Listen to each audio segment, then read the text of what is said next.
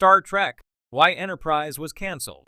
Star Trek: Enterprise was the first Star Trek series since Star Trek, the original series, to get canceled by its network. But why did it get the axe? Created by Rick Berman and Brannon Braga, Enterprise, its original title, launched in 2001, just months after the end of Star Trek: Voyager. Enterprise was to be a decidedly different Star Trek series.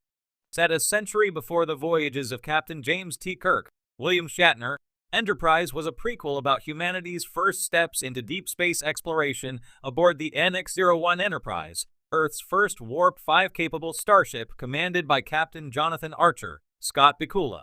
Enterprise Season 1 was a success for the United Paramount Network, UPN, but by Season 2, ratings had dipped significantly. UPN mandated significant changes for Enterprise Season 3. The prequel transitioned from standalone episodes to a serialized war story about new antagonist, the Xindi, which was an effort to reflect the darker mood of post-9/11's America at the time.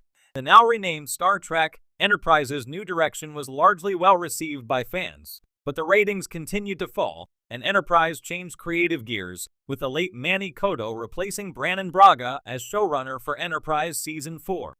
But ultimately, it wouldn't be enough to save the prequel. Why Star Trek: Enterprise was canceled after Season 4. The cast of Star Trek: Enterprise was told upon signing on that the show intended to run for 7 seasons, just like Rick Berman's previous series, Star Trek: The Next Generation, Star Trek: Deep Space Nine, and Star Trek: Voyager. There were also hopes to transition Enterprise to feature films like TNG. However, by Star Trek: Enterprise Season 4, the show's ratings were no longer sustainable, and UPN canceled the series. Another major factor that doomed Enterprise was a regime change at UPN, with incoming executives neither understanding Star Trek nor supporting the struggling and expensive-to-produce Enterprise.